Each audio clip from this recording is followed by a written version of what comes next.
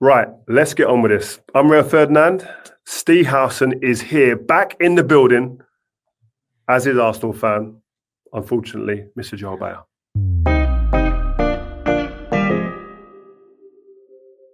I know we're starting, but I want everyone to come here with some respect this morning. Oh, here we go.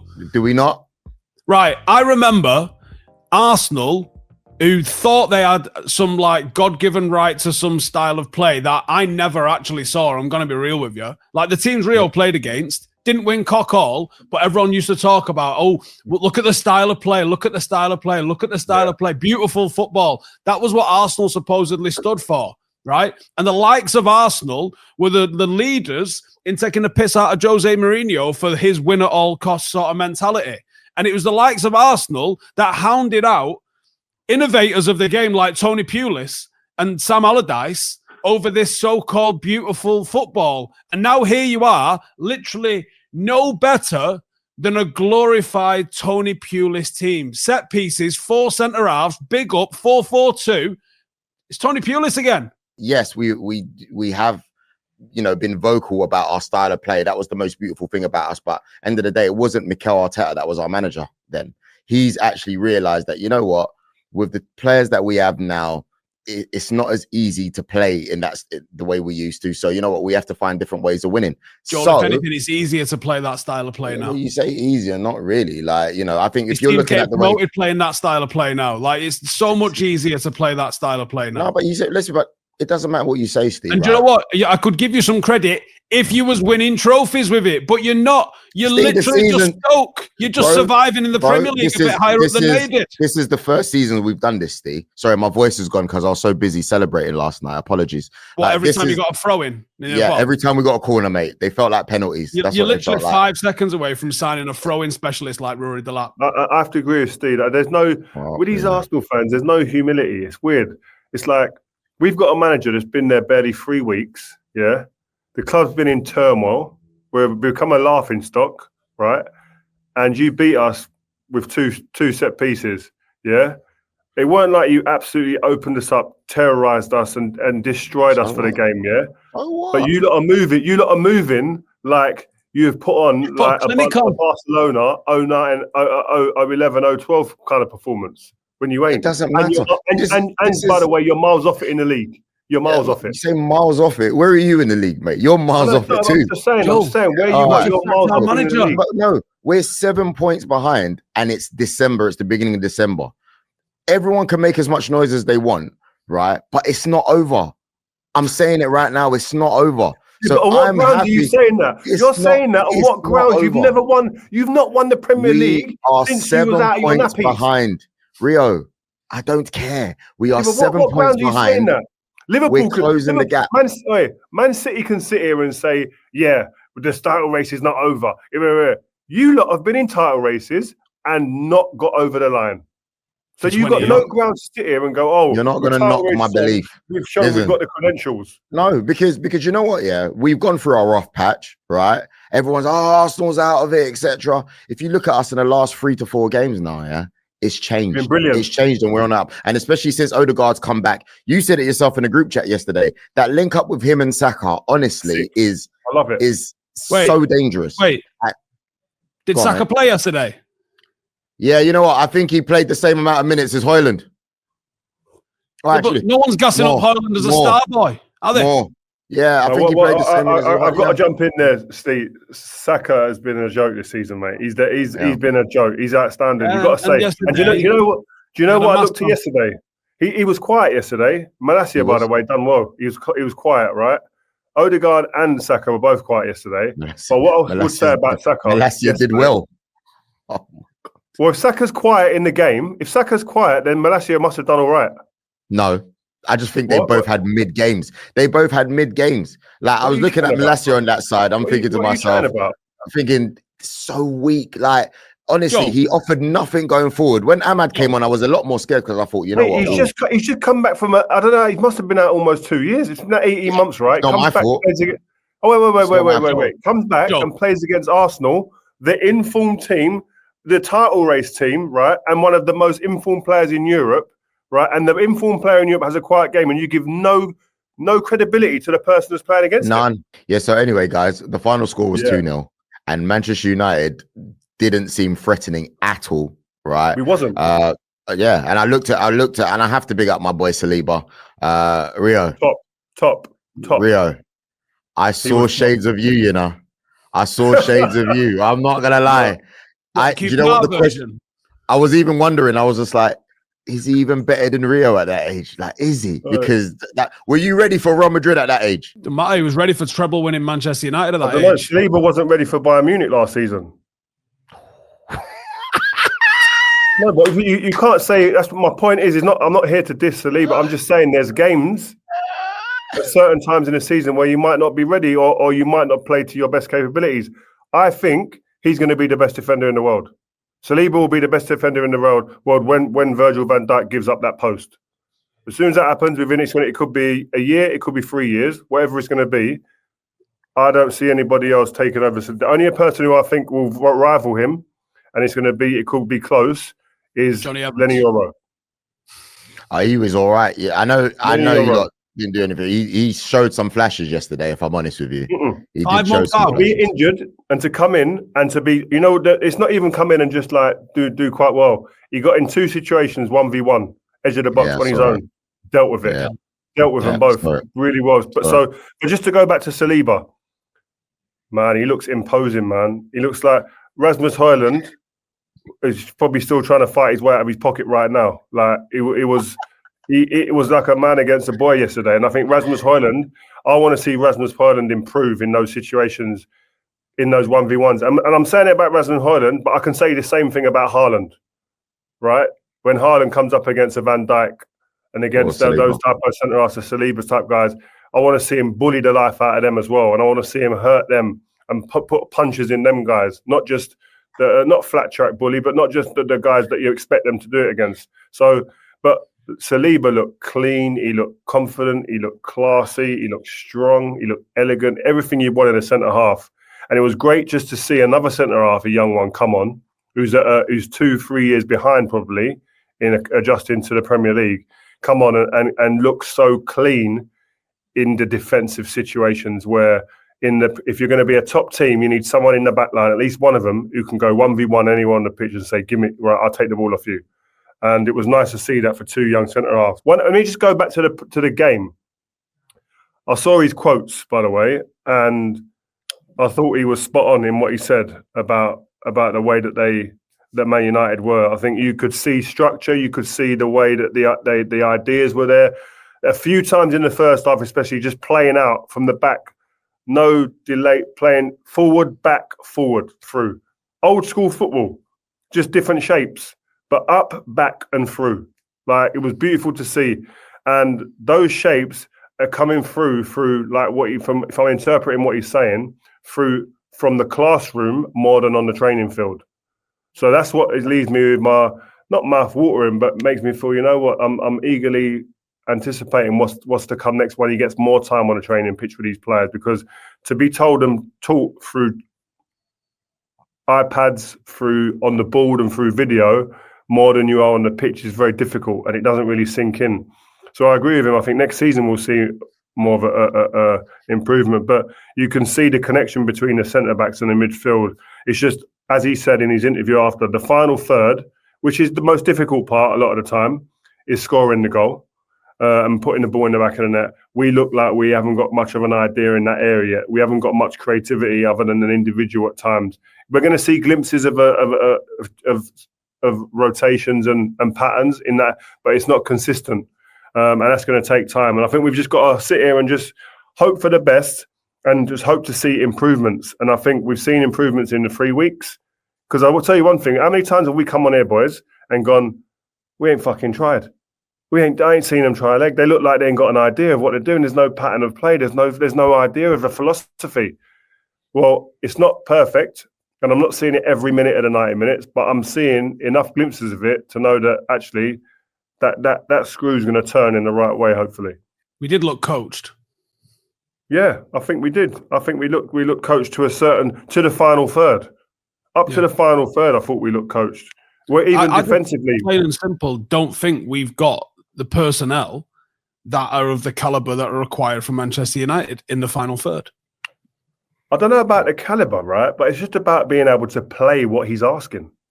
Right, let me read out who we had in the summer of 2012. We spoke about this last time I was on the pod. The summer of 2012, I only spoke about the strikers. Wayne Rooney, Chicharito, Danny Welbeck, Dimitar Berbatov, and he went and got Robbie Van Persie, right? But we also had Nani and Valencia and your mate, right? We had all of those at the club still. Easy. And that was our forward line. Who out of this forward line comes close to any of those? Yeah, but you can say that about your whole team, Steve. Your whole team doesn't come. Not true, because close. I think that the defense, I'm very happy with the personnel in the defense. I think De Ligt, I think Yoro, I think Mazraoui, I think Martinez. I think they stack up and would be not out of place in previous Manchester United squads. I think the midfielders, I think Casemiro on his day, I think Mainu. I think there's players in the midfield. Ugarte, I thought he was fantastic actually last night. I think those are Manchester United caliber players, but that forward line is miles off it. That is a West Ham forward line. Steve, you're so wrong, and I'm actually disappointed in you because if you look at Martinez, we're still waiting for the butcher, bro. The guy's been awful when he's played this season. He's not been great, straight up. Maguire, we're still waiting to see if he's worth the money that's been paid for him. No, we know that. I will give you props on Mazraoui, right? I will give you props on Mazraoui. I think he's a potential Euro. It's too soon to say. You can't even put him in that list yet. This is this proper first full game that he's had. And if you're looking at everyone else, you just think you can't. Luke Shaw couldn't get into that United team. He barely plays. Ahmad, who's probably been your most shining player this season. I don't even know if he gets. I don't think he gets over Nani. I really don't. So I think you're completely wrong. And you can't. I'm saying the forward line doesn't get anywhere near it, but the back line's not. The back line is Manchester United caliber, or there's players in there who are Manchester United caliber. That forward line is miles off it. The bar is low. I think attacking areas need more work, and I'm more probably concerned about attacking areas. I worry not necessarily about the quality of the player. I worry about there is that, but I worry as much, if not more, about can the players that we have fit into what Amorim wants? Like you look at Garnacho and you look at Rashford, can they fit into that inside forward position where the wingers come inside and almost become number 10s at times? Is that really their position where they're going to excel? I hope they can grow that type of football ability to be able to play in there. Rasmus Højlund, is he going to be our guy, Chorus? Is he going to be the guy that we can play through and play up to and play behind for? I think that remains to be seen. Anthony hasn't shown that yet. Ahmad's playing as a wing back. I think Ahmad could play in one of those 10 positions with Bruno. But Xerxes as well, where's he going to fit into all of this? I think I can much more see like Seastead's. I can see where the defenders can potentially fit in the midfielders, which I still think needs work. But I think there's more work to be done and more urgently in the forward areas because we don't seem to have the cohesiveness up there already because obviously it's only been 3 weeks. But you'd like to think there'd be some individuals in there that could produce those moments at some point. I mean, like Saka yesterday, I was talking about him before. What I was so happy with seeing with Saka, his game's evolving every single time you see him, every single year, every week, every month, every year. So far, his game's evolved. I was asking last year, you know what? A bit one-dimensional, having to always come inside the pitch on his left foot. Yesterday, 2 of his best plays and moments in the game was going on his outside, on his right foot, putting the ball across the box, like creating havoc. He's now asking questions of defenders in different ways. And I would love to have an attacking player like that at Man United. I'd go as far to say that because he's somebody you can rely on. He works hard. As I said, he makes the right decisions and he's efficient and effective. And we need to find that with our team at Man United. That's going to come from great coaching, which I think we've got now, got a really good coach. It's going to come from players that buy into that and players that have the intelligence to be able to understand and grasp what the manager wants. And if those three things... How long does that take? Yeah, well, I don't know. It's took Arteta. How long's he been there? 4 years. He still doesn't want anything. So don't expect it overnight, Joel. Talking about set pieces to the level that we saw them yesterday. Set pieces annoy me. Full stop. Right? They just annoy me because logically, there's one ball. It shouldn't matter what patterns the opposition are making where they run and this, that, there's one ball. What's the difficulty in attacking that ball? I know there's an advantage for the offensive team because they're able to hit on the run a little bit, and you waiting there defending, you were a little bit more flat-footed. But couldn't Onana have come for the first one? Why are we not trying to attack the ball while it's in the air rather than waiting to try and get a second ball? That's a good point, Steve. He's poor in the 6-yard box, by the way. No control in that area whatsoever. He let you down massively, Onana. Like, the goalkeeper has to have a commanding figure, like as much as possible. I don't agree. You got there's 2 players at the front post. That first goal, it beats both of them. It's a great ball. You got to give credit to the ball, right? But there's about probably 6 or 7 bodies in front of Onana. He can't go. He's not a battering ram. He can't run through people. Then you've got the responsibility lies with your defenders. You're at the front post. How many times did Didier Drogba head that ball at the front post? It was an absolute obstacle. It was a wall, right? You got to make that space your own. It can be difficult when you're getting moved about and pushed and shoved, but you've got to become a commanding figure there. I think what the biggest thing at the moment, and you have to give Arsenal credit, they've created now this noise and this kind of nervousness with the opposition when it comes to set pieces. That's a huge thing. So Stoke had that. When you used to go to Stoke, you'd have to work on it on Thursday and Friday, probably. The only team we ever worked on it on a Thursday and Friday, work on these set pieces. Right, where's Peter Crouch going to go? We know his movements. It's not like these guys don't know the movements of the players. They're not changing every single time they take a corner. They've just got very good timing and very good movement. But you've got to get against people and bounce people. And I've not seen Gabriel. We didn't play yesterday, but Gabriel didn't. I've not seen him get bounced by anyone yet, and moved off his running pattern, off his running stride. You've got to move people and make it uncomfortable for them. All these guys are getting free moments to move. They're pushing you. I don't see the United players or any other players when they're playing against Arsenal pushing them and manhandling them enough. You've got to take them off their stride. And I think Arsenal are being allowed to do what they want at the moment, and they've earned that right and they've had that credit in the bank now. But what happens in these situations, because Arsenal are getting a reputation for this, and nervousness does creep in your team, and you do panic every time you give away a corner. That's why yesterday I was a bit like Rashford in that corner area. You know it's hard if you're going to give away a corner. Just kick it out for a throw. Just put it out. Don't try and flick it up in the airs and take a chance. I know he slipped, but these are the little details that can cost you, because the next ball that comes in, bang, it can be a goal. So it is difficult, and I think more credit has to go to Arsenal. They've created this. I used to hate doing set pieces in the cold, in the rain, sun, sleet, snow. Didn't matter what weather it was. Boring set pieces. I heard Declan Rice speak about it on his interview after. They enjoy it. Now they're getting the rewards. Not everyone enjoys that, and the more people that enjoy it, the better chance you've got. You know what? It's hard work, by the way, making runs in the box, because 9 times out of 10 you're not going to get it. So you're making runs knowing you're not going to get it. It's not an easy thing to do that time in, time ago. So, Rio, who's the key person in a defensive setup? Normally, there's one communicator. Like, I was looking yesterday for Man United. Who's the person saying, right, you on your toes, be ready, like getting everybody in tune? Like, that was a lot of the time I was one of the voices in our defense, where a ball goes dead. That's when you get your loudest. Sometimes to get people tuned in, concentrating, right? You know what time it is now. You know what this is about. Like, get on him.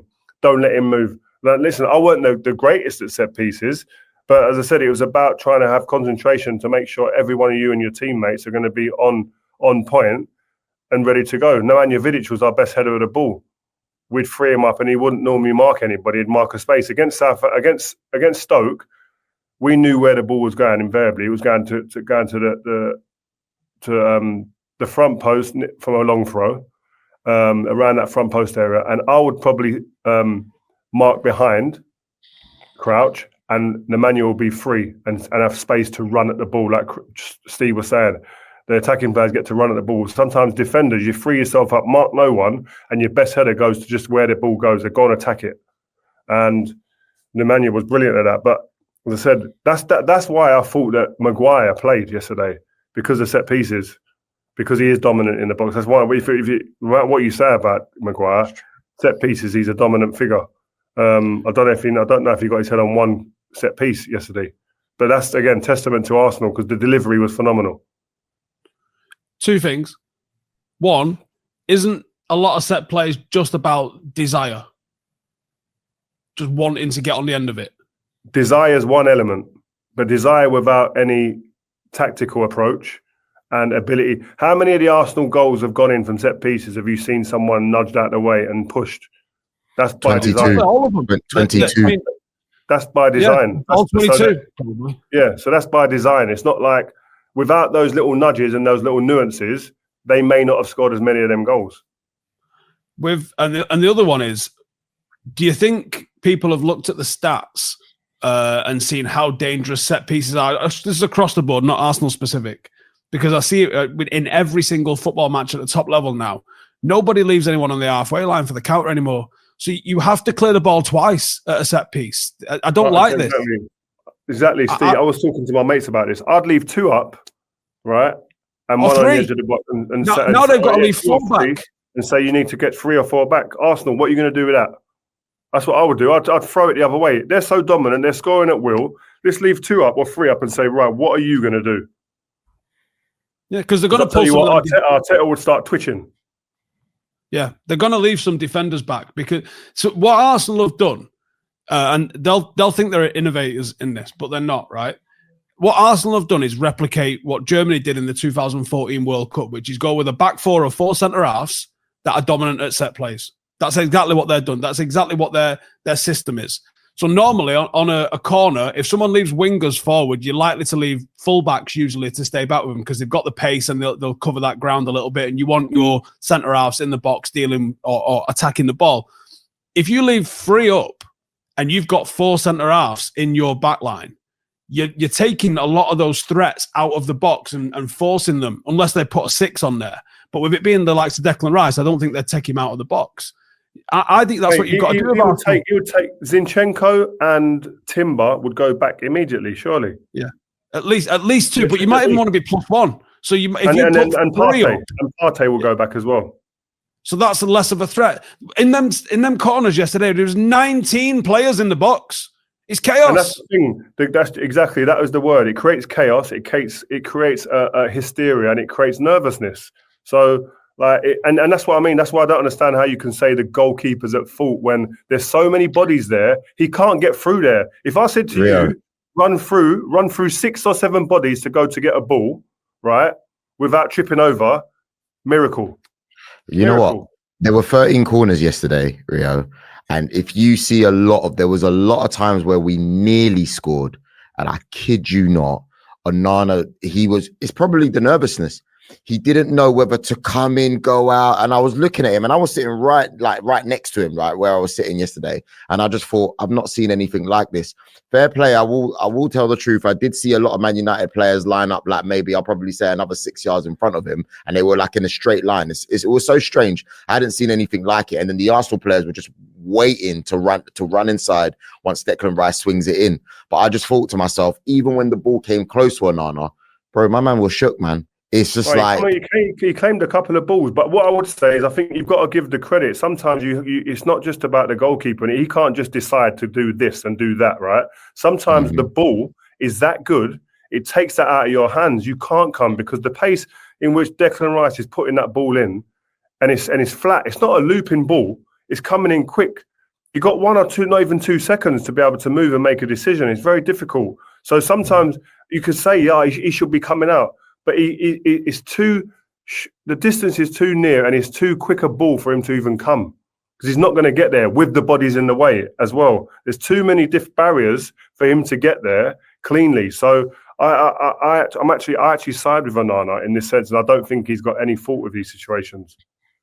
Back onto the game at the Emirates. What about this message from Adrian Wagner? Amorim missed the trick by not starting his strongest team with all the big guns. It left me disappointed. That's one of the very few criticizing something that Amorim has done. And even though it's the same... Talking about being missing. Well, if you look at the amount of goals Marcus Rashford has got recently, especially, you know what I mean, since if you look at since Amorim's come in, they would have thought that he should have started. Ahmad didn't start, and we can honestly say he's probably been the best player. So I think Ahmad's the only person.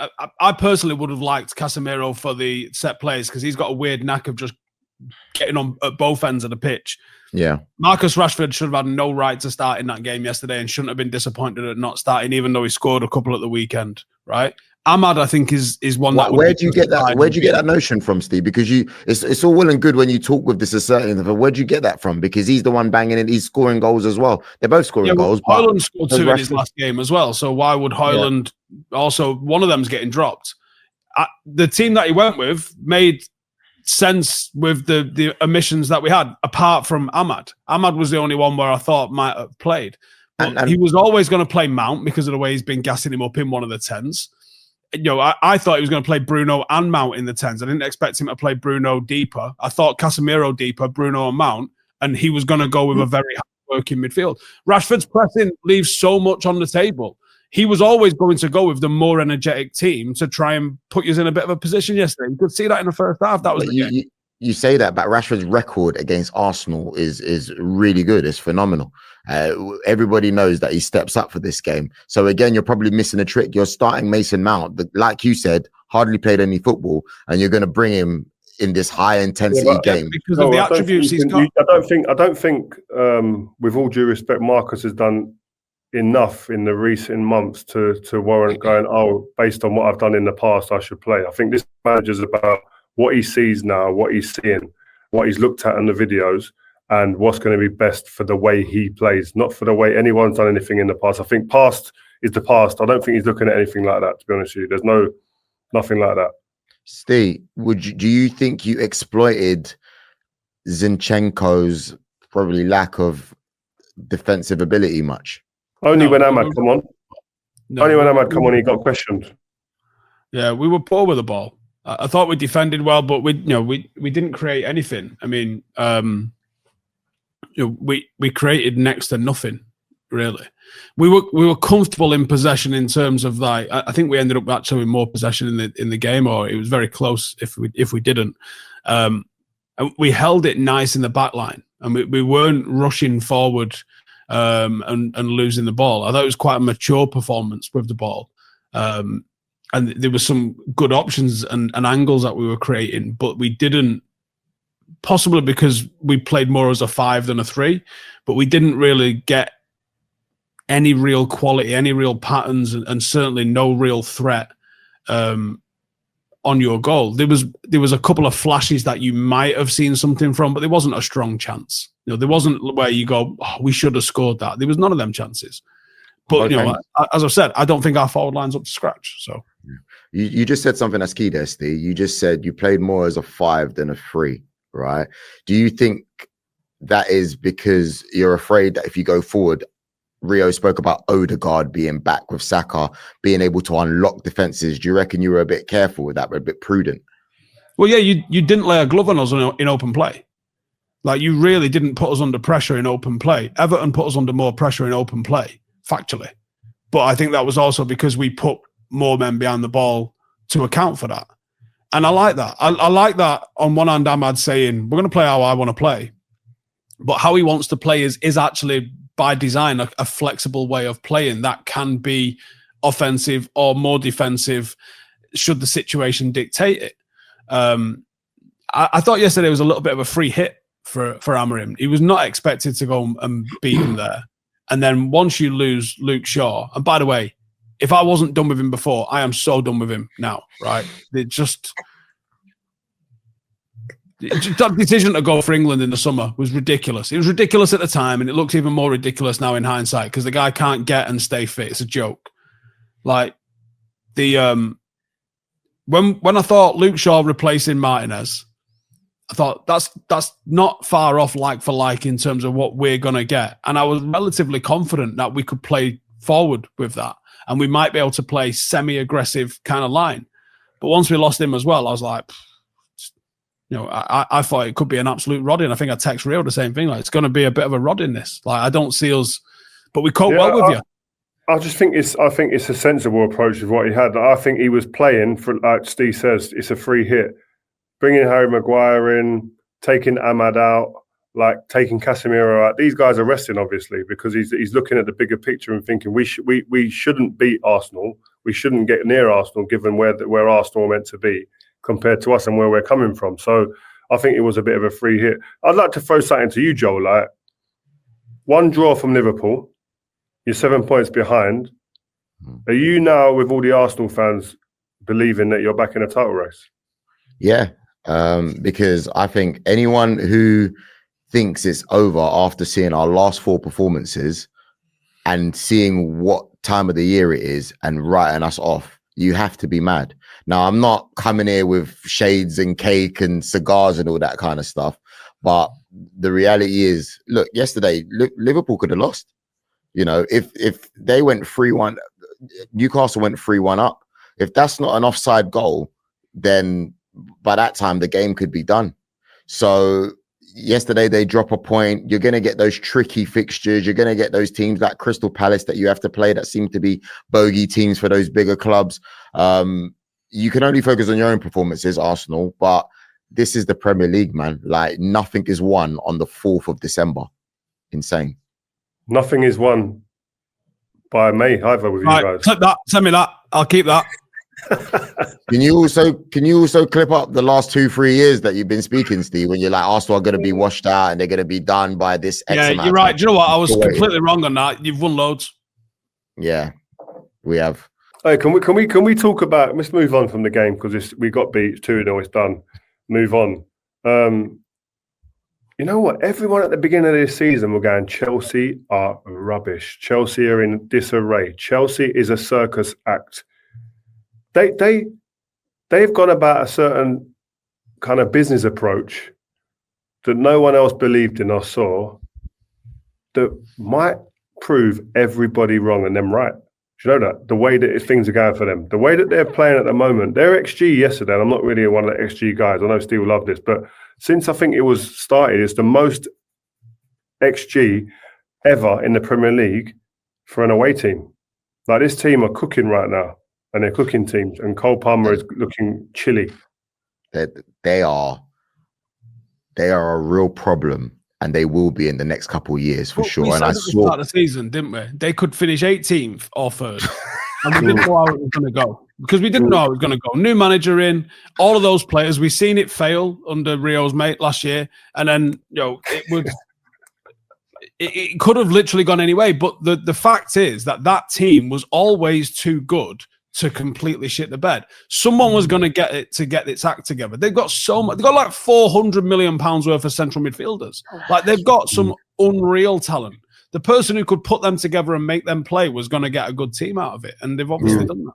Maresca, I have to give him a shout. You spoke to him recently, didn't you, Rio? Yeah, I don't know, between the lines with TNT with him, and I was there. I spent about 45 minutes to an hour with him, and he was really impressive. What's the why in what you're doing? Do you know what I mean? Why are you playing the ball there? Why are you asking your midfielders to move there? Why are you playing the 2 pivots that are great at winning tackles and winning the ball and more combative than maybe an Enzo? Just all those questions he was brilliant with and answering, and how he's managed to free up Cole Palmer even more within a structured approach. It was really kind of enlightening, and I think you can tell that this guy's a fantastic coach because they look like a more of a team now. We looked at them before and they were producing results and performances sporadically, and that might have just been because of immaturity and youth, and it takes time. Poch might have got there, but he was never given the time. But this guy's come in, taken over the reins, and really kind of just brought it all together now, and it just looks really kind of cohesive. There's a real understanding of what he wants, and Chelsea fans must be licking their lips right now. He's got Jadon Sancho playing the way ETH just couldn't. And he's very honest as well with his players. I mean, we saw yesterday the quotes, didn't we, Rio? What he said about Madueke. He said he can do much more.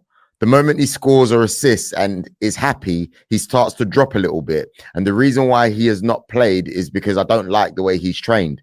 He has to understand that he has to train well every day.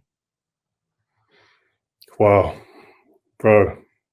If my manager said that about me, I understand in the game, that's just like maturity, understanding that you don't take your foot off the pedal. And I'm reading into that he scores or creates a goal or does something good in a game and then rests on it and just relaxes and will just chill for a bit and enjoy that moment too much maybe. That's just maturity, and I think he'll grow out of that. Not a problem, and that penny will drop. That happens to a lot of players.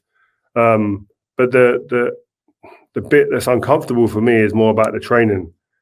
That I don't like the way he's trained He has to understand he has to train well every day. Like, bro, if a manager questioned my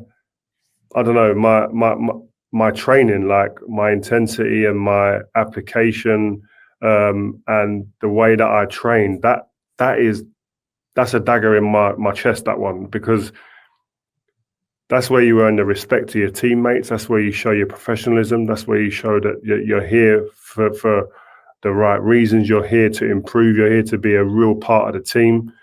And you're here to be a good example and to enhance the culture that you're setting at the club to become successful. I think it'll be a good thing. I think that I would love to be a fly on the wall when Madueke read that or heard that quote, just to see the reaction, just to see the temperament of him.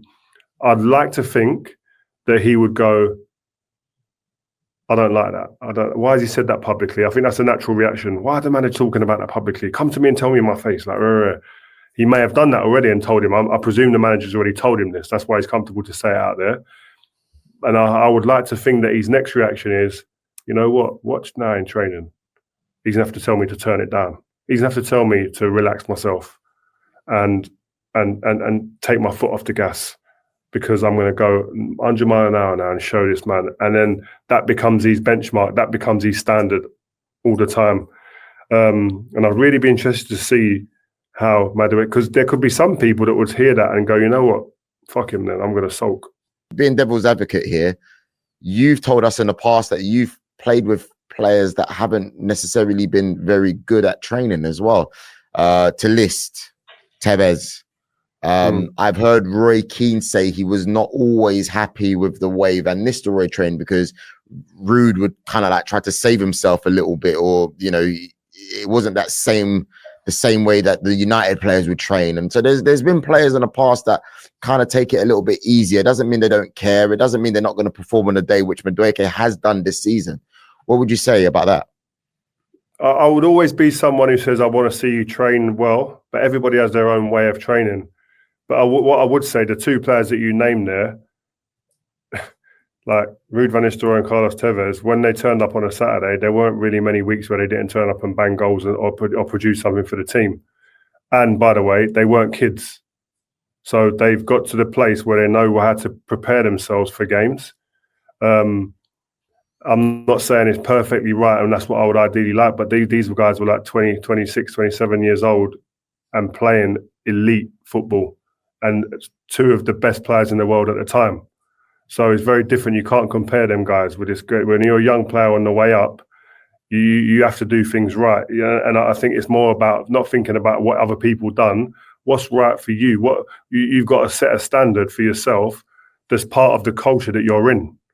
Like if this manager is demanding a certain type of training intensity and training application on a day-to-day basis, as a young player who's starting their way out in their career, you can't go in there and go, no, I'm going to do it a different way and do it my way, which doesn't adhere to the culture, because this manager don't seem the type to accept that. You just go, right, okay, see you later, because you've got another £100 million player coming in to fill your boots. Mm-hmm. Okay, that's fair enough. I want to move it on now. There's been quite a bit of this on the news. Marc Guehi, the LGBTQ armbands. Crystal Palace captain Marc Guehi, he's been warned twice for writing a message about Jesus on the LGBTQ armband, which is part of the Premier League Rainbow Laces campaign. I mean, everyone could agree it's a difficult and sensitive topic. What were your takes on it when you saw it? My gut feeling on it is, obviously it's a campaign I would like to support, as I think all of the campaigns that football does do are all worthy causes. A little bit closer to home for me is the poppy, right? And obviously there's some players who refuse to wear the poppy. I think that there's almost a little bit of policing of wearing of the poppy. And I don't like that. I think what's beautiful about people wearing the poppy is that people choose to wear the poppy. And I think if it becomes mandatory, then you don't actually get support. You get people wearing it out of not wanting to get fined and not wanting to get called out for not supporting it. And that's the wrong message. We shouldn't legislate people having to wear these things to support. I think they should be voluntary if you want to support it, and we can judge the people who refuse to wear it as we would for any of their other actions and who they are. But I don't think making it mandatory genuinely supports the causes that they're there to support. I think the beauty of having things like the Rainbow Lace campaign and the poppy and even the anti-racism stuff that we've had is when it's voluntary. Mandating it isn't supporting of it. It's making people wear it. And that, I think, actually probably leads to more problems when people are forced to wear it. I wholeheartedly agree with Steve. I've had some conversations. I actually text Marc Guehi, actually, about it, and he's such a wonderful human being. You know, him and his family are such wonderful people, pure people. And I think for someone like him to be vilified for zero harmful speech or hateful speech, he's just put his love for his faith on an armband that he's wearing. That's an element of respect, by the way, because he could quite easily have said, "I'm not wearing it if I don't believe in it." I wholeheartedly agree with what Steve's saying there, that it should be voluntary. And I would rather know that someone doesn't agree with me or someone doesn't want to do something, and then I can bring them around with education or a conversation. But that, again, it masks a lot of people who probably don't agree but are just doing it to stay in the right side of wrong. And it's, as I said, I think it blurs the lines and you don't know where people are at. I'd rather have them open conversations outside of the football pitch at times. I think, are we over-politicising the football pitch now? I think that's a question that needs to be answered as well. I think the FA have to make a decision on that. I think they are they're deliberating on that. I think they're actually having those conversations within the FA. But what I would say, if somebody is making a stance, yes, we can have an opinion on them, but I think it's more important to have the conversation and to find out why, how, who, what, where. Do you know what I mean? Joe, you're a God-fearing person who goes to church. Yeah, I'm an open Christian. I'm very strong on my face for people that know. I don't ram things down people's throat, because I feel like end of the day, it goes back to what you're saying, Steve. Steve, me and you have had conversations about things, and you know, open when we've been together. And the one thing that I appreciate and I respect is people's opinions and their respect for it. You know, it goes back to what you said, Steve. You don't have to force people. You know what I mean? Like it's over forcing things. Like you're not going to get the true reflection of what's going on. And I think it's the same for when people make people go down on the knee. I remember when Zaha said it before. He goes, "You're just making people do it." Like for me, I just kind of look at that kind of stuff, and you look at Marc Guehi, and he's obviously someone who loves everyone. He really does from the bottom of his heart. It's not hateful speech at all. And I think that's the key point, Joe, isn't it? I think that's the key point. If someone refuses to do it or says, "I don't want to do this, it's not what I agree with," and isn't causing any harm to anybody else by doing that, then I think they should be within their rights to do that. I said, I'll keep reiterating, but I would rather see that person then explain why and have that conversation, because in that conversation, he may or she may be re-educated to think, you know what? I maybe not wear the armband, but I understand a bit more now, and I'm a bit softer around that topic now and that situation. And actually, maybe I still don't agree with it fully, but I actually get people, and just that education element is so much more powerful than just saying, right, everyone has to wear it, and if you don't, you're all going to get fined or banned. Don't make sense. I think I'm even so glad we're having these conversations, because even for someone like myself, it makes me think, because even as would you wear the armband, Joe? Would you wear the armband? Oh, if I wear it, I'll do exactly what Marc Guehi did.